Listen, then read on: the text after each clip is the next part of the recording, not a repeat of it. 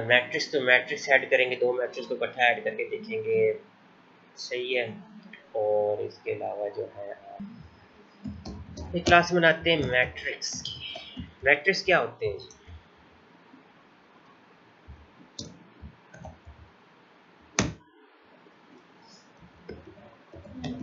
Sir रोज और column. Rose and column, ठीक है जी। हम साइज लेते हैं मैट्रिक्स का, ठीक है। आपको पता है साइज होता है मैट्रिक्स का, रोज भी हो सकती है, अलग कॉलम भी हो सकते हैं, हम साइज ले लेते हैं, ठीक है। और एक बनाते हैं पॉइंटर 2D का। आज आपको पता रहेगा क्लास के अंदर हम 2D यूज कैसे करते हैं। ये आपका मैट्रिक्स की अरे है, 2D अरे है, ठीक है जी। इसको हम इनिशियलाइज भी कराएंगे, सब कुछ करवाएंगे। और ये आपका बन गया मेन का फंक्शन। इस टाइम क्लास प्राइवेट है कि पब्लिक है, मुझे बताया कोई? Anyone? Private sir. Private private. है, गुड। क्योंकि हमने अभी तक प्राइवेट है सर। पब्लिक पब्लिक की नहीं है, सही कह रहे हैं आप लोग, एक्सीलेंट, ठीक हो गया। अब हम पब्लिक करके अपने ना फंक्शन लिखते हैं, जितने भी आपने यूज़ करने और मैंने यूज़ करने वो सारे आज लिख लेते हैं, ठीक है। और ये असाइनमेंट कुछ देर के बाद आपके ग्रुप में ठक करके आ जाएगी, ठीक है नहीं। सबसे पहले तो हम बनाते हैं इसका बाय डिफॉल्ट कंस्ट्रक्टर, ठीक है जी। मान लिया कंस्ट्रक्टर हो गया। एक बनाते हैं पैरामीटराइज कंस्ट्रक्टर, जिसमें हो सकता है कभी कभी यूज़र साइज इंटर कर दे, ठीक है ना जी, समझ आ रही है बात। एक बनाते हैं, एक कंस्ट्रक्टर रहेगा, कौन सा? Sir copy. कॉपी। ये बनाना बहुत ज़रूरी है, मैं आपको कहूँ ना, ये बना लिया करें, ज़िंदगी आसान हो जाएगी। आप जितने असाइनमेंट वाले ऑपरेटर है ना, उसमें कॉपी कंस्ट्रक्टर ऑटोमेटिक कॉल हो जाया करेगा आपका, ठीक है जी। अब हम बनाते हैं इनिशियलाइज का फंक्शन है, ठीक है जी, जिसमें हम इनिशियलाइज करवाएंगे इसको। इनिशियलाइज और इनपुट में यहाँ फ़र्क होगा, इनिशियलाइज में और चीज़ होगी, इनपुट में और चीज़ होगी। इनिशियलाइज, ठीक है जी। इसके अलावा हम एक इनपुट का फंक्शन बना रहे थे, ठीक है जी। मैंने आपको एक चीज़ बताई थी, कौन से फंक्शन हमारे कांस्टेंट होते हैं, कोई नाम ले ले जल्दी जल्दी उसके। सर डिस्प्ले का हो सकता है और गेट के फंक्शन। एग्जैक्टली, गुड, एक्सीलेंट, ठीक हो गया। अब हमें यहाँ पे गेटर सेटर बनाने की आई थिंक ज़रूरत नहीं है, ठीक है ना जी। हाँ, बिल्कुल भी ज़रूरत नहीं है, क्योंकि मैट्रिक्स है खुद जो है ना 2D रे होती है, तो हमें उसके पूरे के पूरे पैरामीटर चाहिए होते हैं, ठीक है। वो बड़ा एडवांस केस होता है जिसमें आप एक मैट्रिक्स के अंदर से स्पेसिफिक वैल्यू निकालते हो ना, फिर आपको सेटल कर देना होता है। लेकिन हमें यहाँ पे दूसरे बड़े फंक्शन चाहिए, जो हमें अभी बताने लगा मैं आपको। कुछ मैं बनाऊंगा, कुछ आप लोग बनाएंगे, असाइनमेंट कंप्लीट करेंगे और आप मुझे लैब में सबमिट करवाएंगे इंशाल्लाह, मुझे उम्मीद है। अच्छा जी, अब यहाँ ये काम तो इसकी बेसिस हो। अब हम ये करना है कि दो मैट्रिक्स को ऐड करना है, ठीक है जी। और दो मैट्रिक्स ऐड होके रिटर्न भी होने चाहिए।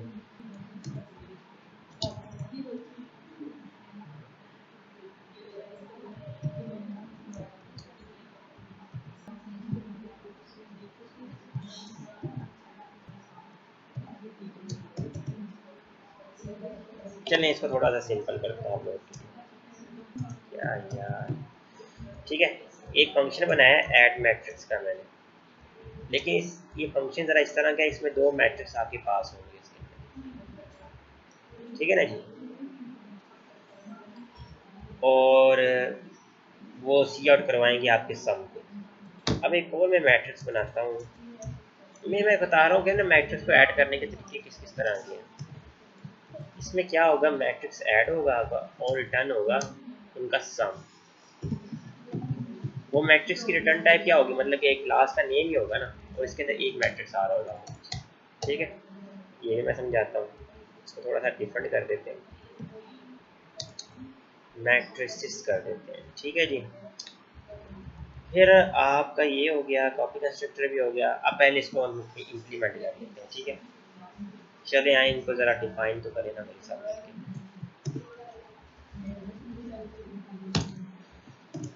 देखें, पहले तो सारों को बता दें कि आप कौन कौन सी क्लास से हो। ठीक है जी, इनको बता दिया कि आप भी मैट्रिक्स क्लास के हैं, आप भी मैट्रिक्स क्लास के हैं।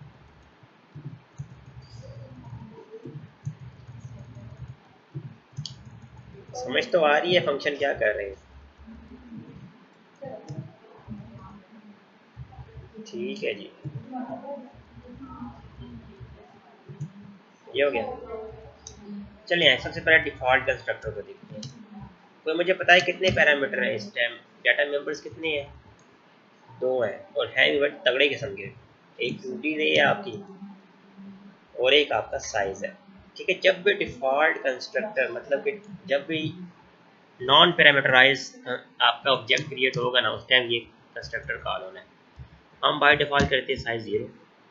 ठीक है जी, और इसको असाइन करने के लिए हम करते हैं simple mn is equal to new int stack. ऐसे इनिशियलाइज करते हैं, याद आ रहा है कुछ हमने की थी 2D रे। अगर किसी ने प्रैक्टिस की हो, कोई है इधर? Yes sir. परेशान तो नहीं हो रहे आप लोग? अब ये आपकी कोडिंग का हिस्सा क्या करें, ये आपको करवाना है, क्योंकि आगे जो है ना फिर आपको ज़्यादा मुश्किल का सामना नहीं करना पड़ेगा। आपको पता होगा कैसे इनिशियलाइज करवानी है, कैसे डी इनिशियलाइज करवानी है। ठीक है ना जी। फिर हम आगे क्या करते हैं, एक और लूप लगाते हैं। आपकी 1D इनिशियलाइज होगी, अब आप 2D इनिशियलाइज करवाएंगे। एंड आई बराबर 0, आई लेस देन साइज आई प्लस प्लस। ठीक है जी, इसके अंदर आप करवाते ये हो कि एन इंटू आई। अब मैं आपको एक चीज़ बताने लगा जो मैंने आपको शायद पिछली, जब मैंने 2D रे पढ़ा रहा था, डायनामिक रे पढ़ा रहा था आप लोगों को, उस टाइम मैंने आप लोगों को बताई थी कि आपने इसको कैसे करवाना है। देखिए, अगर आपको रो कॉलम दे देते हैं ना, तो आपने इसको पहले रो तक चलाना है। यहाँ पे रो आ जाएगी, यहाँ पे भी रो आएगी आपकी। ठीक है, इस लूप को भी आपने रो तक चलाना है।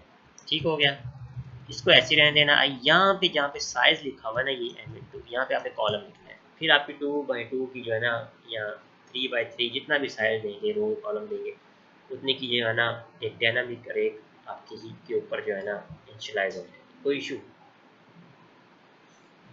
यानी कि रोज कॉलम आप खुद भी डिसाइड कर सकते हैं। मेरे कहने का मतलब ये है। ठीक है ना जी। अच्छा, इधर क्या हो रहा है? इधर देखें साइज नहीं था। अगर ये चीज़ बनी है ना, मैं आपको बता देता हूँ। मैट्रिक्स के नाम के क्लास का एक ऑब्जेक्ट क्रिएट होता है यहाँ पे अचानक, और उसका नाम होता है m1। देखिए यहाँ पे कौन सा कंस्ट्रक्टर कॉल होगा, आपकी एग्जीक्यूट होगी। ठीक है, बिल्कुल डिफॉल्ट ही होगा, एग्जैक्टली। और अगर आपका कभी ऐसा कंस्ट्रक्टर कॉल हो जाता है जहाँ पे वो आपको साथ साइज दे देता है, ठीक है ना जी, फिर आप करते क्या हो, आपने सिर्फ ये करना है,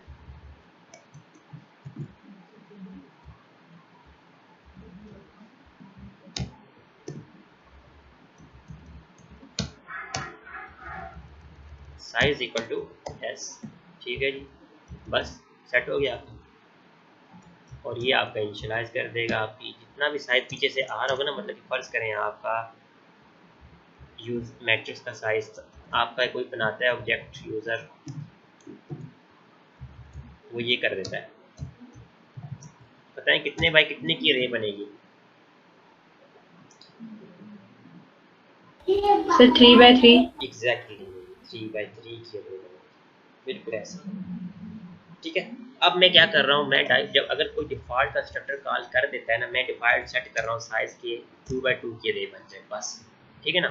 अगर किसी ने यहाँ पे इस तरह कॉल कर दिया है ना कोई कंस्ट्रक्टर, मैं कहता हूँ बस ऑटोमेटिकली ना कुछ करने की ज़रूरत नहीं है, मैंने साइज सेट किया हुआ है, 2x2 की रे जो है ना सेट हो जाए। ठीक हो गया, ये हमारा केस है, हमने इसी को लेके चलना है यहाँ पे। बाकी वो यूज़र रन टाइम पे चेंज कर सकते हैं, मैंने आपको बता दिया कि वो ये वाला जो कंस्ट्रक्टर उसने कॉल कर दिया। ठीक है, अब क्या होने वाला है, कॉपी कंस्ट्रक्टर। फर्स्ट करें कॉपी कंस्ट्रक्टर में कोई डबल एम उसने भेजा है, मतलब कि ये वाला केस हो गया यहाँ पे m1 is equal to m2। लेकिन यहाँ गड़बड़ है, आपको पता है ना कि कभी भी इस तरह इक्वल नहीं हो सकते जब तक रो कॉलम बराबर ना हो। ऐसी है ना, इस केस में हो सकते हैं।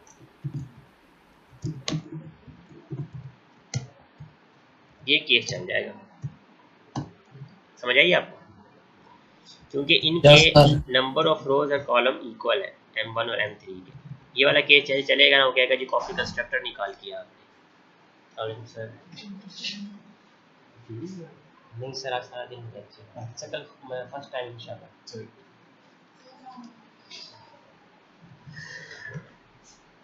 तो आपका यहाँ पे कॉपी कंस्ट्रक्टर जो है ना कॉल हो जाना है। समझ आ रही है ना चीज़ों पे? देखें ना, हम एक M3 की वैल्यू M1 को असाइन कर रहे हैं, घबराने वाली बात नहीं है।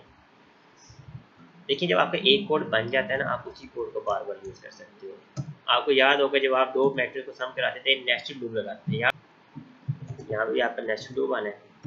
इंट I बराबर 0, I less than size I plus plus. ठीक है जी, एक और आपका लूप लगेगा। अभी आपको वजह समझ आ जाएगी क्यों लगने वाला है। int j is equal to 0, j less than size। Sir एक रोज के लिए लगेगा, एक कॉलम के लिए। बिल्कुल ऐसे ही है। Good, excellent. Dot m i j, ये आपका हो गया M2। ठीक है, और अब जो पीछे से मैट्रिक्स आया है ना, उसके नाम उसकी वैल्यू रखनी है। हम क्या करते हैं, m डॉट डबल m, ये जी आपका इस तरीके से जो है ना सिस्टम चलता होता है जी। ये बन गया आपका कॉपी कंस्ट्रक्टर। ये वाला जो मैट्रिक्स है ना, ये मैट्रिक्स है ये वाला, किधर है आपका, ये वाला M1। M1 के अंदर वैल्यू असाइन हो रही है, और जो बाद में हमने जो लगाया ना डॉट लगा के, वो ये वाला मैट्रिक्स, ताकि वो पता लग जाए जो रे पड़ी हुई है इसके अंदर, कि आपने इसके डॉट के रेफरेंस से इस वाली रे की वैल्यू जो है ना इसमें स्टोर करवानी है। और इधर मैं लगा दूँ, मेरे ख्याल से रेफरेंस आएगा, क्योंकि मैंने ऊपर रेफरेंस लगाया होगा। ये हम क्या करते थे जब हम पीछे करते, S dot age, M dot age, M dot name, यही करते थे ना। यहाँ पे फॉर लूप लगाया और उसकी वैल्यूज को साइन कर रहे हैं, सिंपल।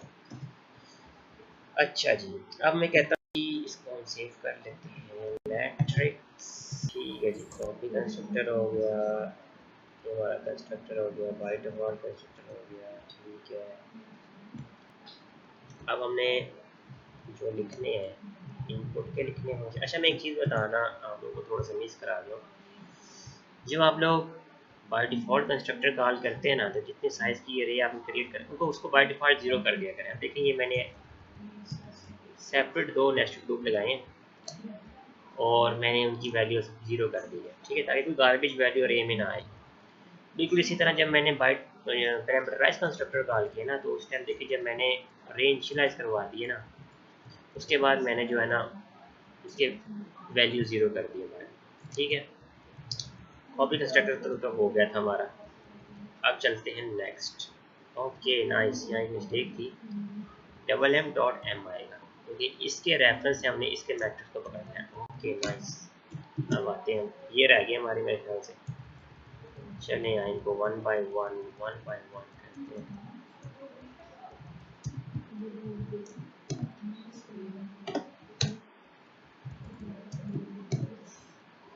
अच्छा, में यूज़र से इनपुट लेनी है। हमने बड़ा अच्छा एक तरीका बताया था कि इस तरह लिया करें। मेरे पास कोड वैसे पड़ा हुआ है, अगर हम थोड़ा सा कॉपी पेस्ट करने अलाउ करते हैं आप लोग, वरना लिखने में काफ़ी टाइम लग जाएगा इसको दोबारा। ये देखिए, मैं आपको समझाता हूँ सारा कोड क्या है, ये क्या होती है। ये देखिए, पहला लूप नेस्टेड लूप आ गया था। ये समझ आइए बात की, मैंने आप लोगों को करवाया भी था ये, जब 2D रे हम लोगों ने बनाई थी। Inter value of row and column, यहाँ पहले उसकी जो, जैसे हम वो लगा के D1 डॉट करके इनपुट करेंगे ना, वो यहाँ पे आ जाएगी, और उसने की सारी वैल्यू जितना भी साइज होगा ना वो इंटर कर लेना है। इसमें तो कन्फ्यूजन नहीं है इनपुट के फंक्शन में, मुझे उम्मीद है। इस तरह आप देखें डिस्प्ले का फंक्शन बहुत सिंपल है। इसको बता दें कि ये कौन सी क्लास का फंक्शन है। ठीक है जी, इधर हम डिस्प्ले का उठा लेते हैं फंक्शन। मैंने सुबह बैठ के है, इसमें भी देखें नेस्टेड लूप लगा हुआ है और सी आउट करवाना है। आप एक प्रॉपर तरीके से सी आउट करवा रहे हैं।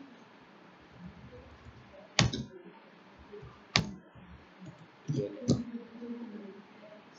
ठीक है जी, यहाँ जब पहली रो प्रिंट होगी नेक्स्ट लाइन में चला जाएगा, फिर दूसरी रो प्रिंट होगी नेक्स्ट लाइन में चला जाएगा, तीसरी रो प्रिंट होगी, आपका मैट्रिक्स वाली फॉर्म बन जाएगी इससे। अब आ जाए जरा ऐड वाली कहानी के ऊपर। ठीक है, जब आप दो मैट्रिक्स भेज रहे होंगे, मतलब कि एक आपने मैट्रिक्स बनाया, फर्ज कर लें मैं आपको पूरी प्रॉपर एग्जांपल सब चीज़ें एक्सप्लेन कर देता हूँ।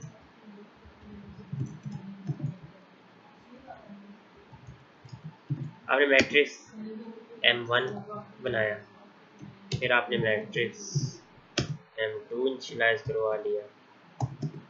ठीक है जी, फिर आपने इन दोनों मैट्रिक्स को ऐड करके ना, इधर गया ये, इन दोनों मैट्रिक्स को ऐड करके आपने तीसरे मैट्रिक्स में स्टोर करवाना है। ठीक है, अच्छा पहले तो आप लेंगे इनकी वैल्यूज, पता है ना, M1 डॉट, ये देखिए सारे इसके पास फंक्शन आ गए, matrix matrix matrix initialise initialise किधर है, ये ऐड है, ये ऐड मैट्रिक्स है, ये इनपुट का फंक्शन आ गया। ठीक है जी, इसी तरह आप M2 की वैल्यू लेंगे, M2 डॉट इनपुट, ये आपका दूसरा फंक्शन। अब आप देखना चाहते हैं कि जी मेरा ना फंक्शन दिखता कैसे है, कैसे दिख रहा है, अभी आपने ऐड नहीं करने किया है। ठीक है, आप क्या करते हैं, सी आउट और कर देते हो, यहाँ लिख देते हो matrix M1 is equal to, ठीक है जी, और आप M1 करके डॉट किसका फंक्शन कॉल करोगे, कौन सा करोगे, आप डिस्प्ले करवाना है, डिस्प्ले का फंक्शन कॉल होगा आपका। ठीक है जी, सोए तो नहीं पड़े आप लोग? No sir. गुड हो गया जी, ठीक है जी। अब आप इसी तरह M2 देखना चाह रहे हैं अपना। ठीक है, हैंडल लगाया आपने, M2 किया और M2 डॉट डिस्प्ले। अब तक आपके दो फंक्शन ऐड, मतलब कि इनपुट कराइए आपने, उनको आउटपुट करवाया। ठीक है, अभी आप उनको ऐड करवाना चाह रहे हैं। आप कहते हैं ऐड करवाने के दो तरीके क्लास में, यहाँ तो दो मैट्रिक्स इकट्ठे भेज दो आप, पैरामीटर ऐसे पैरामीटर। ठीक है, ये ऐसे है कि एक मैट्रिक्स आप भेजो, वो उसी के अंदर, तो दूसरे के अंदर, और दूसरे के अंदर जिसके अंदर ऐड करना है ना, उसी को असाइन करवा दें। जैसे मैं अभी आपको बताता हूँ क्या करना है आपने, एंड एक तो तरीका ये है जो मैं करने लगा, काउंट नहीं, सी आउट, सी आउट स्पेलिंग ही निकल गई, क्या हुआ, काउंट लिखा हुआ, शाबाश, वो बता भी नहीं रहा मुझे। अच्छा, एक तरीका तो ये है जो मैं आपको बताने लगा। देखिए, आप एक और मैट्रिक्स बना लेते हो जी, कॉपी 3, ठीक है, और आप करते हो M3 डॉट, बल्कि सिंपल करते हैं इक्वल टू। ठीक है जी, बल्कि डॉट लगाएं, ये नजर आ रहा है आपको फंक्शन ऐड मैट्रिक्स का। जी सर। मैं आप क्लियर कर देता हूँ ये मैंने कौन कौन से कहाँ लिखे हुए हैं। मुझे लगता है अभी तक हमने इसको डिफाइन किया नहीं है। एक तो ये मैट्रिक्स है आपका, इसमें सिंपल दो मैट्रिक्स आ रहे हैं, ये आपका ये, इसको मैट्रिक्स कर लेते हैं। ठीक है, और ये एक सिंपल मैट्रिक्स है जिसमें एक मैट्रिक्स आएगा, दूसरे में ऐड होगा और वैल्यू असाइन हो जाएगी। ये दो तरीके हैं, दो डिफरेंट दिख रहे हैं। ये देखिए, इसमें दो आपके ऑब्जेक्ट आएंगे, इसमें आपका एक ही ऑब्जेक्ट मूव करेगा, सही ना। तो हम इसका देख लें, कॉलिंग का मेथड एग्जैक्टली इस तरह मैं सोच रहा हूँ, ऐसे ही है। इस तरह आपको क्लियर हो जाएंगी चीज़ें कि कहानी चलती कैसे है। अब फर्ज करें ये वाला मैं जो है ना फंक्शन कॉल करने लगा, ये वाला। ठीक है, उसको मैं बता दूं कि आपको डिफाइन कहाँ करना है, जिसको डिफाइन भी करा लेते हैं। ये मैट्रिक्स है और ये मैट्रिक्स है। चलो यहाँ हम कर लेते हैं मैट्रिक्स ए, यहाँ हम कर लेते हैं मैट्रिक्स बी। ठीक है, ए और बी दो मैट्रिक्स आ रहे हैं हमारे पास। यहाँ हम मैट्रिक्स ए रहने देते हैं, जो कि बाद में हम कॉल करेंगे। अब देखिए क्या होने वाला है, टाइम भी खत्म हो रहा है। M dot H. अब आप करेंगे क्या, दो मैट्रिक्स को भेजना है एज ए पैरामीटर आपने, ठीक है, और तीसरे में स्टोर करना है। यहाँ पे आपका जो है ना, एक मेरा होता है डीप कॉपी होती है, एक शैलो कॉपी होती है। इस केस में आपकी होगी शैलो कॉपी, वैल्यू की कॉपी असाइन हो जाएगी इसमें। तो मैं करके दिखा देता हूँ, m2 बल्कि m1 डॉट, ये देखिए ऐड मैट्रिसेस, वो कह रहा है कि दो पैरामीटर इसके अंदर लाजमी ऐड करने हैं। अब इसके अंदर जो है हम m3, अब देखिए यहाँ पे आपको उसका साइन नज़र नहीं आ रहा होगा इक्वल का, और इसको वैल्यू असाइन कर देगा। अब ये दो मैट्रिक्स लेके जा रहे हैं m1 और m2, ठीक है। ये आगे जी आगे जनाब इसके अंदर, ठीक है। अब इधर हम लिखते हैं ऐड करने का कोड। अगर आपने आउट सी का कोड लिखा हुआ है ना, फिर तो कोड बिल्कुल मुश्किल नहीं है, आपने यही करना है, ठीक है। नेस्टेड लूप लगाना ना, नेस्टेड लूप लगा हुआ है। अब आपने करना ये है कि m डॉट, जो पहले आपका मैट्रिक्स बना हुआ है सिस्टम के अंदर, ये m3 है असल में, ठीक है जी। अब इसको तो होगी वैल्यू असाइन।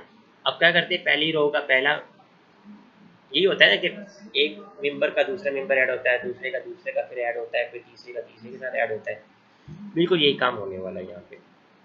अगर आप देखते हो तो आपने करना ये है कि एम डॉट, यहाँ पे हमने एक चीज़ लिखी थी, उसको ज़रा कंफर्म कर लें। बिल्कुल ठीक हो गया जी, किधर है पहला मैट्रिक्स डॉट, ठीक है जी। फिर आपने इसके रेफरेंस को इनिशियलाइज करवाना है कि एम के साथ, कि आपके पहले जो एम पड़ा हुआ है उसके अंदर आपने उसके रेफरेंस से आपने वैल्यू उठानी है इसकी, एम सिंपल है आई जी प्लस, दूसरे में आ रहा है बी डॉट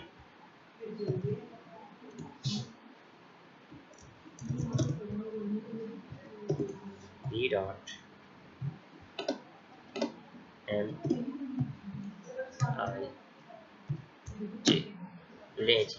ये आपके ऐड का फंक्शन। इसमें हो क्या रहा है, यहाँ पे आपका कॉपी कंस्ट्रक्टर कॉल हो रहा है। अब यहाँ पे होता क्या कि जब आपकी दो वैल्यूज ऐड हो जाती हैं ना, तो वो फॉर कॉपी कंस्ट्रक्टर कॉल करके ना उसके अंदर साइन कर देता है। यहाँ पे कॉपी कंस्ट्रक्टर यहाँ कॉल हो रहा है, ठीक है। और अगर आप ये करते हो, दूसरा केस जो मैं हो गया जिसमें एक पैरामीटर पास होता है, उसमें आप करते ये हैं कि आप एम फर्ज कर लें, अच्छा इसको हम डिस्प्ले करवाते हैं m3 डॉट डिस्प्ले। ये असल में आपकी इस तरह की चीज़ बनेगी,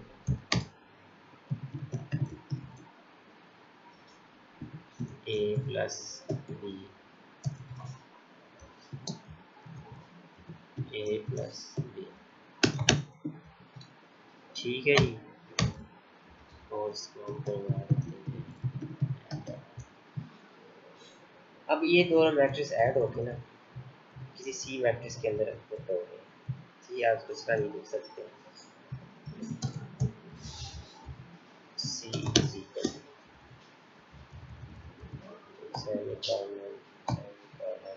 यहाँ तक कोई इशू, आई थिंक कोई इशू नहीं होगा।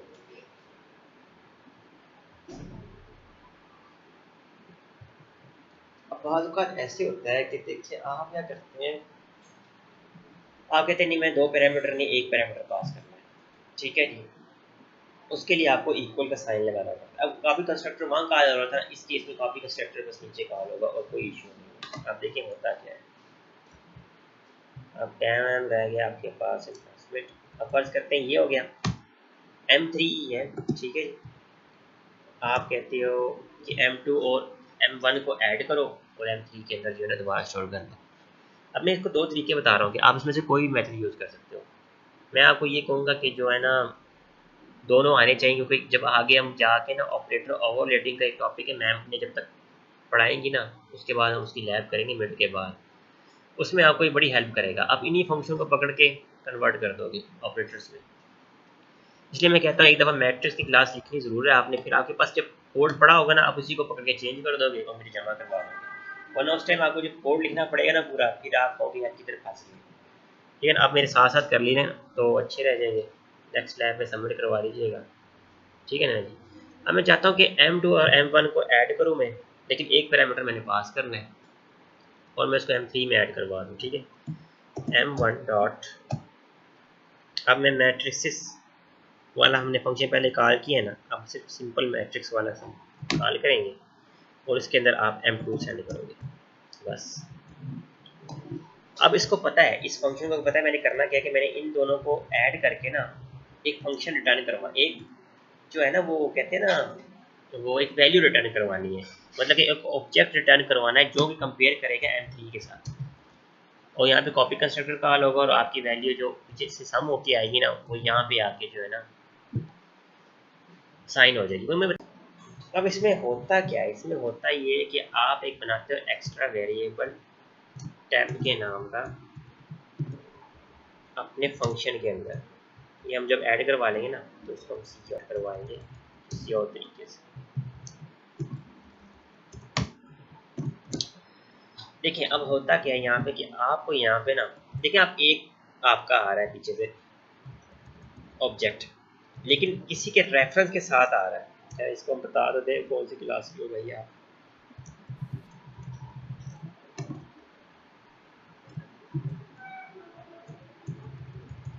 ठीक है जी। अब देखिए हो क्या रहा है, आप इसके रेफरेंस से M1 के रेफरेंस से M2 सेट करोगे। ठीक है, अब उसको पता है कि M1 आ रहा है इसके रेफरेंस से M2 के साथ आ रहा है। अब मैंने इन दोनों को सम करके ना किसी ऑब्जेक्ट की फॉर्म में रिटर्न करना है, इसलिए हमने क्या रखी हुई है इस फंक्शन की रिटर्न टाइप। देखिए देख रहे हैं क्लास का नेम लिखा हुआ है, तो कंस्ट्रक्टर नहीं है, ये क्लास की रिटर्न टाइप है। बता रहा है कि ये क्लास का कोई ऑब्जेक्ट होगा जो कि रिटर्न होगा। उसके लिए हमें क्या करना पड़ता है कि एक इसी क्लास का एक ऑब्जेक्ट बनाना पड़ता है टेम्प के नाम का, किसी भी नाम का बना लें, टी बना लें, कोई मसला नहीं है, मैं टेम्प के नाम का बना रहा हूँ। ठीक है, इसमें आप करते क्या हो कि बस यही लूप लगाने हैं, नेस्टेड, हर जगह नेस्टेड लूप लगेंगे। अगर आपकी 2D रही है ना हर जगह नेस्टेड लूप लगने हैं आपके। ठीक है, होगा क्या, ये मैट्रिक्स और वो जिसके रेफरेंस से आ रहा है M1 के मैट्रिक्स से, ठीक है, उन दोनों को करना है ऐड। उसको पता है कि चलो ये तो इसके रेफरेंस से आ रहा है, ठीक है, पता लग रहा है। और ये जो चीज़ आ रही है ये अंदर हमने जो रख के भेजी थी फंक्शन के वो है, और इसके अंदर इसको सेव करवाना है आपने टेम्प डॉट ये। ठीक है, इन दोनों का सम होगा और इस ऑब्जेक्ट के अंदर जो है ना सेव होता जाएगा। जैसे ही वो चारों वैल्यूज को ऐड कर देगा ना हम यहाँ से जो है अपना रिटर्न करवा देंगे। अब देख लें आज मैंने ऑब्जेक्ट की रिटर्न टाइप भी आपको बता दी, कैसे रिटर्न जो है ना ऑब्जेक्ट रिटर्न होता है क्लास में से। अब ये क्या होगा, ये पूरा जो टीएम है ना इसके अंदर दो मैट्रिक्स है a प्लस बी का जो है ना सम। सर ऊपर भी हमने ऐड मैट्रिक्स, कहाँ पे सर? हाँ जी हाँ जी सर ऊपर ऐड मैट्रिसेस यूज किए, नीचे भी यूज कर रहे हैं सर, नीचे वाली रिटर्न करवाने के लिए यूज कर रहे हैं। ये ऐड मैट्रिक्स है, देख रहे हैं ये दो वैल्यू, ये दो ऑब्जेक्ट इसके अंदर आ रहे थे और उसमें रिटर्न टाइप नहीं थी, यहीं पे कॉपी कंस्ट्रक्टर कॉल हो रहा था। ठीक है, फिर मैंने एक और मैट्रिक्स बनाया ऐड मैट्रिक्स का, ये नाम डिफरेंट है, सेम नहीं है। इसमें एक ऑब्जेक्ट आ रहा है लेकिन किसी और के रेफरेंस के साथ आ रहा है, और इसमें हो क्या रहा है कि दोनों ऑब्जेक्ट ऐड होके ना रिटर्न हो रहे हैं।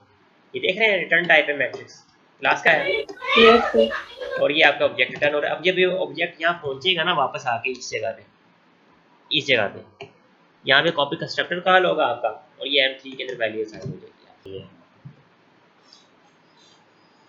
अच्छा जी, देख लो जी, कहीं और भी होगा anyone else? ले जी, तो आपका कोड हो गया रन। अब वो आपको पता है ना हमने बाय डिफॉल्ट साइज क्या रखा हुआ है 2D रे का,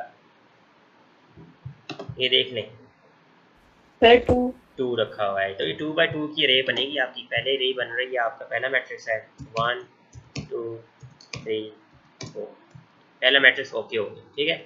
अब दूसरी के स्टार्ट हो रहा है, मैं कर देता हूँ 4 3 2 1। देखिए अब हो क्या रहा है, थोड़ा सा फॉर्मेट ख़राब हुआ है इनका, लेकिन इसने बिल्कुल बराबर काम किया है। ऐसा करते हैं ना, यहाँ पे एंटर लगाते हैं, फिर आपको चीज़ क्लियर हो जाएगी। यहाँ पे एंटर लगा देते हैं और इसी को कॉपी करते हैं यहाँ पे, मैट्रिक्स 1 यहाँ पे, ठीक है जी। अब आपको ज़रा वाज़े हो जाएंगी चीज़ें। अच्छा जी, 12:04।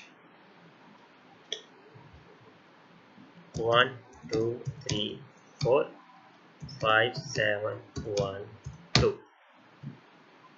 अच्छा, एक और जगह एंटर लगाना था, ठीक है।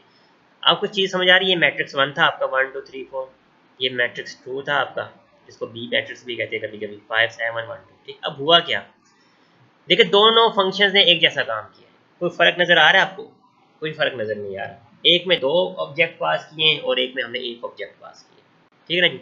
देख लें, 5 + 1 6, 7 + 2 9, 1 + 3 4 और 4 + 2 6। कोई इशू, यहाँ भी यही काम हुआ है, बस ये अगली लाइन पे जाना था इसने। ये दूसरे फंक्शन की जो आखिरी हमने लिखा है ना, ये वाला, इसकी आउटपुट है, ये बिल्कुल लास्ट में ये वाली। कोई इशू, कोई चीज़ समझ नहीं आई,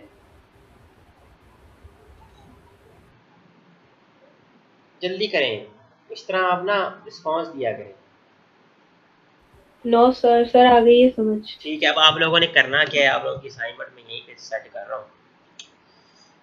सब्ट्रैक्ट करना है इसको और मल्टीप्लाई करना है, सिर्फ 4 फंक्शन आपने लिखने हैं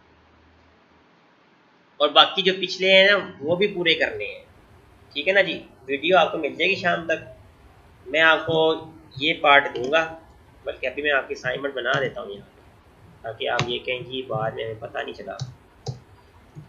यहाँ पे आपने करना है सब्ट्रैक्ट और यहाँ पे भी सब्ट्रैक्ट, और इसी तरह आपने, अच्छा मल्टीप्लाई के लिए कितनी लूप्स लगेंगी कोई मुझे बताए? आप लोगों ने किया हुआ ये सर 2 3 2 नहीं 3 लगेंगी, ये आपने नेट से देखने कैसे लगेंगे। ये जी आपकी असाइनमेंट। अच्छा हमने डिस्ट्रक्टर तो लिखा नहीं इसका, चलाएं आपको डिस्ट्रक्टर भी लिख देता हूँ मैं। डिस्ट्रक्टर भी तो कॉल होना है कि नहीं, उसका फॉर्मेट में बता देता हूँ।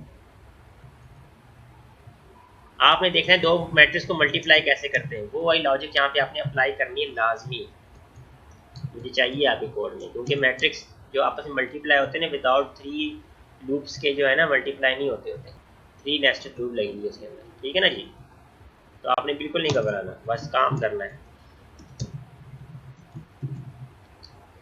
ये जी आपका डिस्ट्रक्टर बना रहा हूँ मैं,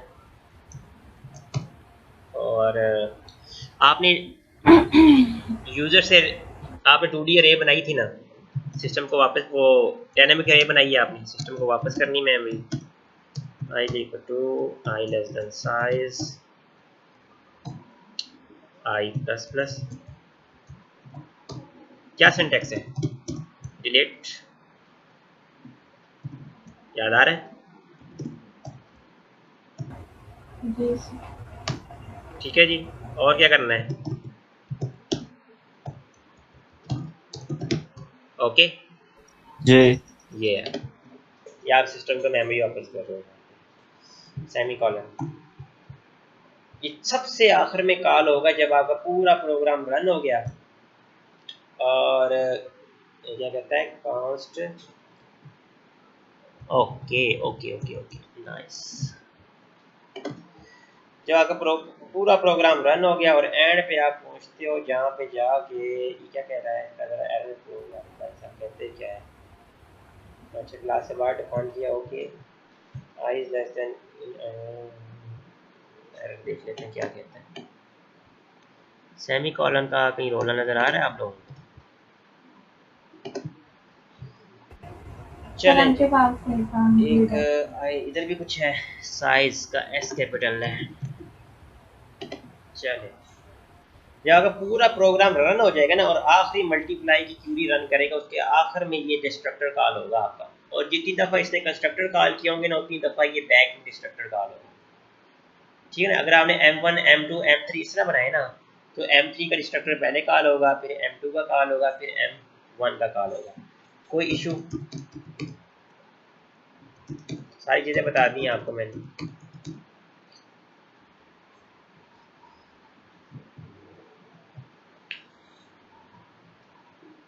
यहाँ पे एक इशू आया ना,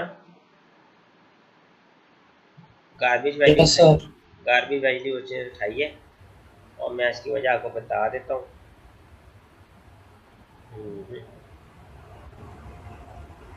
ठीक हो गया, एक्सीलेंट हो गया, तो प्रोग्राम सही काम कर रहा है।